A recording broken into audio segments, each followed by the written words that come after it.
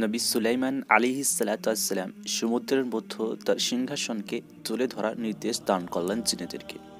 সমস্ত জিনেরা তার সৌন্দর্যমণ্ডিত সেই সিংহাসনটিকে সমুদ্রের ওপর তুলে ধরলেন। হঠাৎ একটা মাছ আসলো। সেটার আয়তন অনেক বড়, প্রায় 50 ফুট। আর সেই মাছ নবী সুলাইমান আলাইহিসসালামের সমস্ত খাবার খেয়ে নিল। আর নবী সুলাইমান আলাইহিসসালাম অজ্ঞান হয়ে পড়ে গেলেন। কেন এমনটা হলো? কেন মাছটি সমস্ত খাবার খেয়ে নিল? কেনই বা নবী সুলাইমান আলাইহিসসালাম অজ্ঞান হয়ে গেলেন? চলুন প্রিয় বন্ধুরা, ঘটনাটি শুরু থেকে শুরু করা যাক। নবী সুলাইমান আলাইহিসসালামকে আল্লাহ রব্বুল আলামিন দান করেছিলেন সুবিশাল রাজত্ব। তার রাজত্বের অধীনতা স্বীকার করে নিয়েছিল সমস্ত পশু পাখি, এমনকি জিনেরা পর্যন্ত। কিছু জিন ছিল যারা তার ভয়ে লুকিয়ে থাকত, আবার তারা অন্যায় করলে তাদের ধরে এনে শাস্তিও দেওয়া হতো। নবী সুলাইমান আলাইহিসসালামের ওপর আসতো আল্লাহ রব্বুল আলামিনের পক্ষ থেকে ওয়াহি। এমনই একদিন নবী সুলাইমান আলাইহিসসালাম একটা গভীর জঙ্গলে প্রবেশ করলেন, যেখানে দেখলেন মাটি ও গাছ থেকে এক ধরনের পোকা বের হয়ে আসছে। সেই পোকাগুলো নবী সুলাইমান আলাইহিসসালাম আগে কখনো দেখেননি। সেই পোকাগুলো সম্পর্কে নবী সুলাইমান আলাইহিসসালাম জিনেদের কাছ থেকে খবর নিলেন আর জানতে পারলেন এই পোকাগুলো 500 বছর আগে তারা এভাবে প্রবেশ করেছিল মাটির এবং গাছের মধ্যে। 500 বছর পর তারা বাইরে বেরিয়ে এসেছে। এখন নবী সুলাইমান আলাইহিসসালাম চিন্তা করলেন যে এই পোকাগুলো কিভাবে এতদিন ঢুকে থাকে গাছ আর মাটির মধ্যে, যারা কি খেয়ে বেঁচে থাকে। পরক্ষণে তার মনে পড়ে গেল রিজিকের মালিক তো আল্লাহ রব্বুল আলামিন, এমনকি পাথরের ভিতরে যা ঢুকে রয়েছে সেগুলোকেও আল্লাহ রব্বুল আলামিন রিজিক দিয়ে থাকেন। নবী সুলাইমান আলাইহিসসালাম অতঃপর আল্লাহ রব্বুল আলামিনের শুকরিয়া আদায় করলেন এবং বাড়ি ফিরে আসলেন। অতঃপর রাতের বেলায় ঘুমানোর সময় চিন্তা করলেন আল্লাহ রব্বুল আলামিনের সৃষ্টি জীব সম্পর্কে। আল্লাহ রব্বুল আলামিনের কতই না সৃষ্টি জীব রয়েছে। সমস্ত জীবকে একদিন খাবারের জন্য আল্লাহ রব্বুল আলামিন কতই না খাবারের ব্যবস্থা করে থাকেন, যা আমরা কল্পনাও করতে পারবো না। কিন্তু আল্লাহ রব্বুল আলামিন তো আমাকে দান করেছেন সুবিশাল রাজত্ব।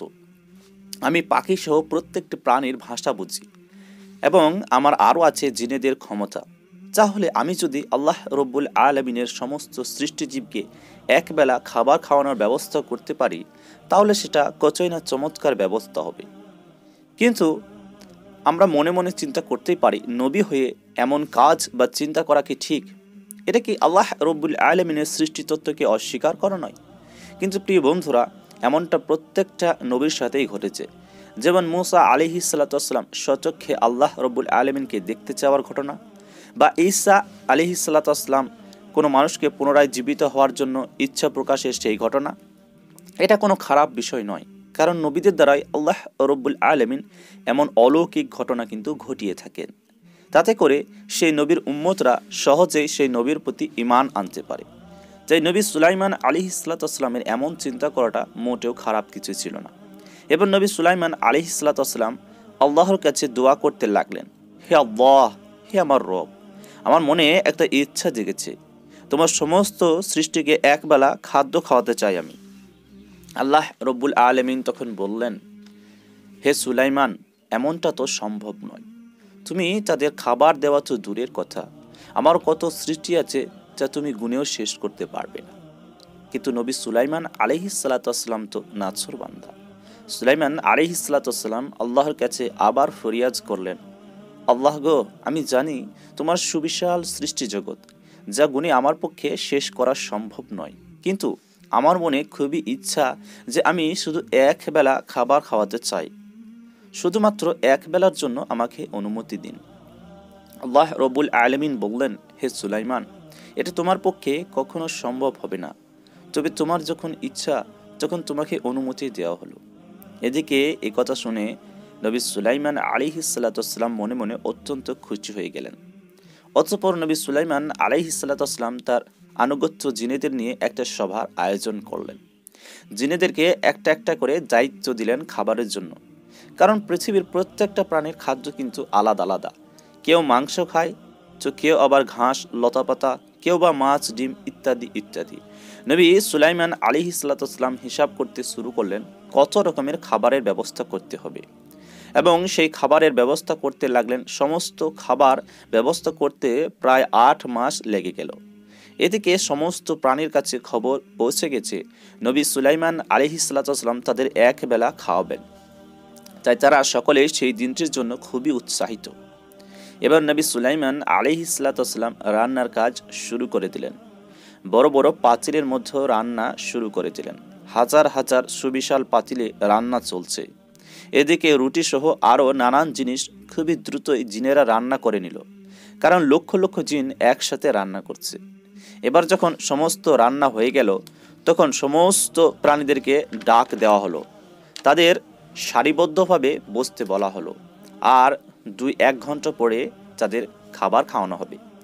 নবী সুলাইমান আলাইহিসসালাম জিনেদের বললেন, আমার এই সিংহাসনটিকে সমুদ্রের ওপর তুলে ধরো, কারণ যারা যখন খাবার খাবে তখন তারা ঠিকঠাক পাচ্ছে কিনা তা আমাকে দেখতে হবে।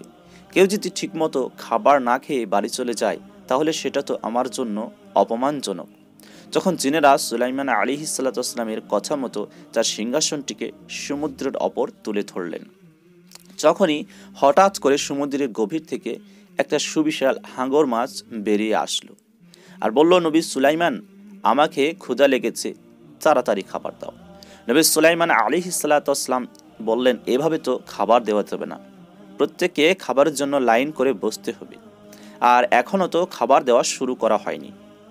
তখন মাছ বলল, হে নবী সুলাইমান, আমাকে খুবই ক্ষুধা লেগেছে, দিলে এখনই দাও, আর না দিলে আমি ফিরে চললাম। নবী সুলাইমান আলাইহিসসালাম ভাবলেন, যদি এই মাছকে খাদ্য না দেওয়া হয় তাহলে সেটা তো তার জন্য অপমানজনক হবে।